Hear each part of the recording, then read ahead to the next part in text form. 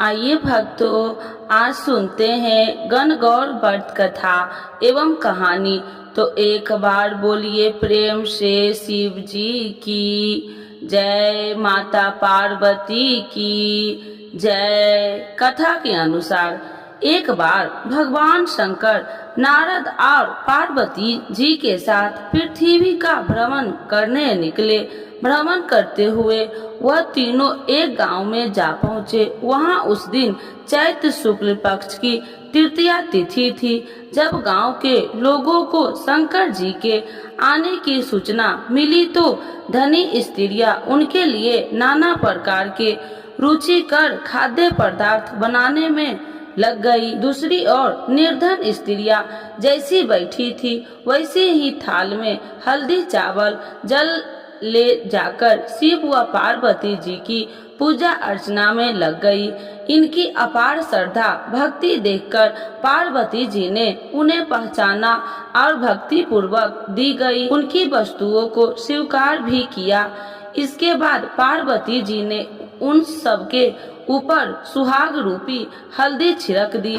मातेश्वरी गौरी माँ से आशीर्वाद तथा मंगल कामनाएं लेकर वे सभी स्त्रियां अपने अपने घर चली आई। उनके जाने के बाद धनी स्त्रियां 16 श्रृंगार 56 प्रकार के व्यंजन सोने के थाल में सजाकर आई। भगवान शंकर ने शंका व्यक्त करते हुए कहा, पार्वती जी, तुमने सारा सुहाग प्रसाद तो साधारण स्त्रियों में बांट दिया, अब इन्हें क्या देगी। इस पर पार्वती जी ने कहा, आप कृपा से बात छोड़ दे। उन साधारण स्त्रियों के ऊपरी पदार्थ से बना रस दिया है, इसीलिए उनका सुहाग धोती से रहेगा। लेकिन इन स्त्रियों को मैं अपनी उंगली चीरकर रक्त सुहाग रस दूंगी, जो मेरे समान ही सुहाग साली बन जाएगी। अस्तु, जब धनी स्त्रियां शिव और पार्वती जी का पूजन कर चुकी तो पार्वती जी ने अपनी उंगली चीरकर उसने निकले रक्त को उनके ऊपर छिड़क दिया और कहा, तुम सभी वस्त्र भरणों और परित्याग कर मोह माया से रहित होकर तन मन धन से पति सेवा करना। इस तरह से पार्वती जी को प्रणाम कर कुलीन स्त्रियां भी अपने घर लौट आई और पति परायण बन गई। पार्वती जी के द्वारा छिड़काया हुआ खून जिसके ऊपर जैसा पड़ा था उसने वैसा ही सौभाग्य प्राप्त किया। इसके पश्चात पार्वती जी ने पति की आज्ञा से नदी में जाकर स्नान किया और स्नान के पश्चात बालू के महादेव बनाकर उनका पूजन किया, भोग लगाया और परिदर्शना की। परिदर्शना कर 2 कणों का प्रसाद खाया और मस्तक पर टीका लगाया।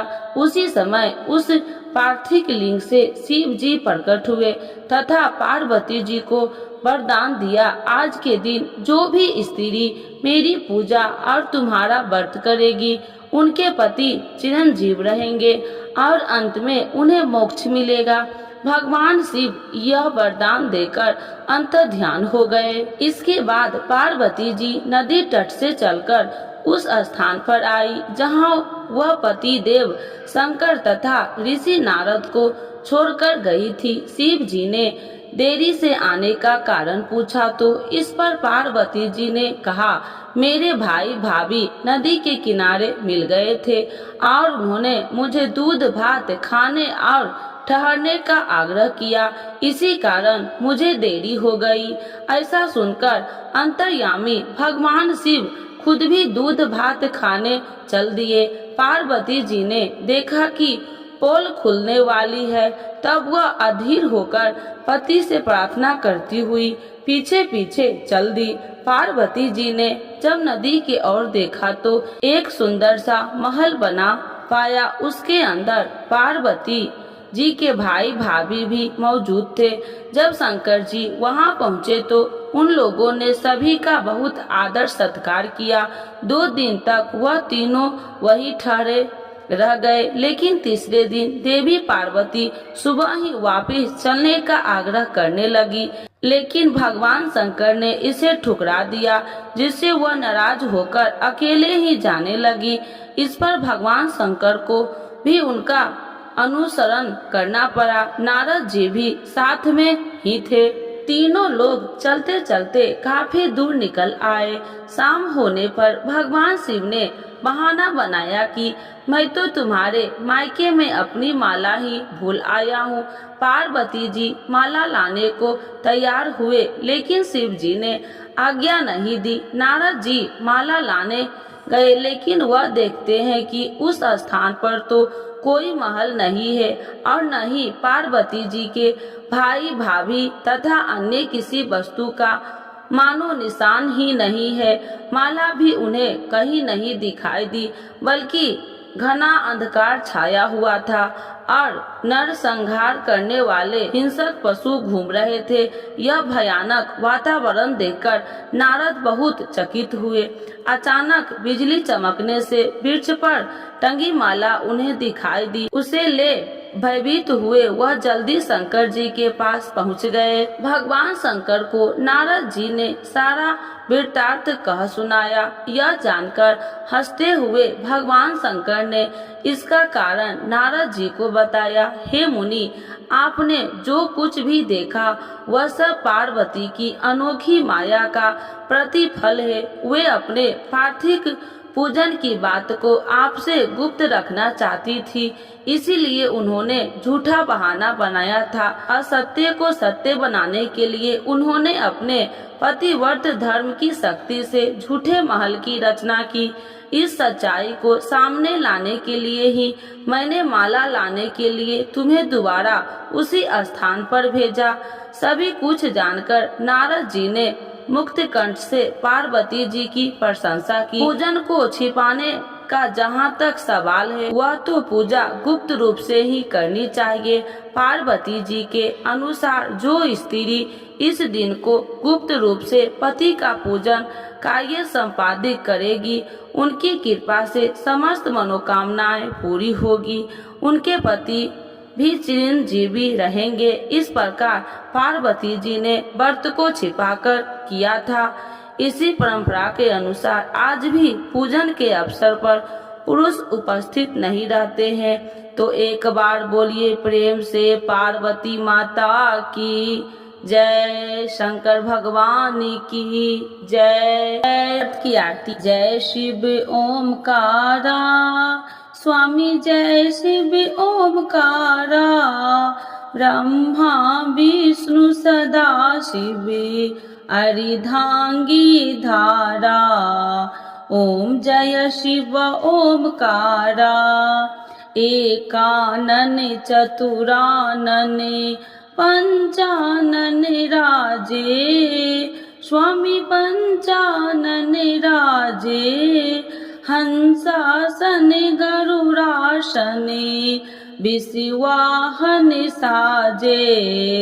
ओम जय शिव ओमकारा, दो भुज चार चतुर्भुज, दस भुज अति सोहे, स्वामी दस भुज अति सोहे, त्रिगुण रूप निरखिते, तिरुवन जन मोहे।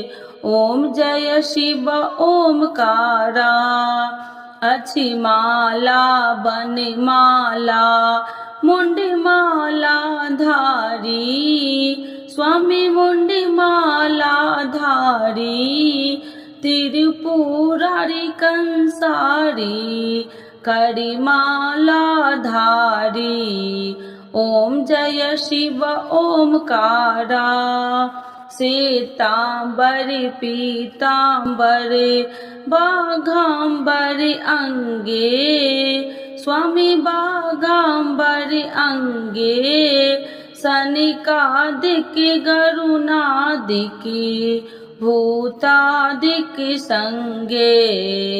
ओम जय शिव ओमकारा, करके माध्य कमंडलु चक्र त्रिशूलधारी, स्वामी चक्र त्रिशूलधारी, सुखिकारी दुखिहारी, जगी पालनकारी।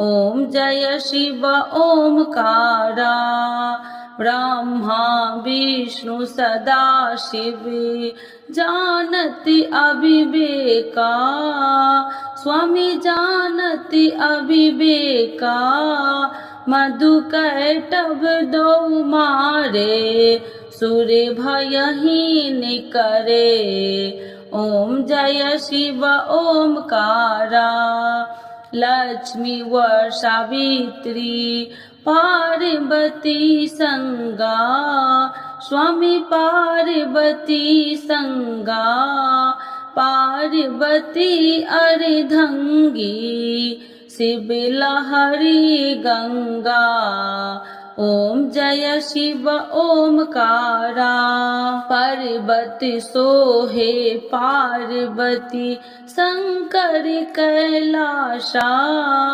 स्वामी शंकर कैलाशा भांग धतूर का भोजन भस्मी में बसा ओम जय शिव ओमकारा जटा में गंगा बहती है गले मुंडन माला स्वामी गले मुंडन माला शेष नाग लिपटावती ओढ़त मृग छाला ओम जय शिव ओमकारा काशी में विराजे विश्वनाथ नंदी ब्रह्मचारी स्वामी नंदी ब्रह्मचारी नित्य उठी दर्शन पावती महिमा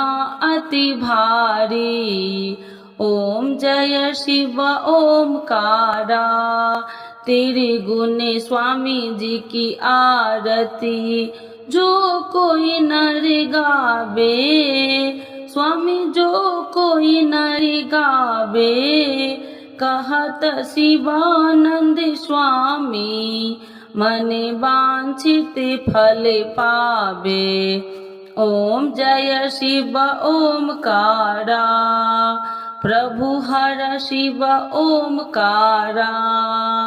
तो एक बार बोलिए प्रेम से भोलेनाथ बाबा की जय, माता पार्वती की जय।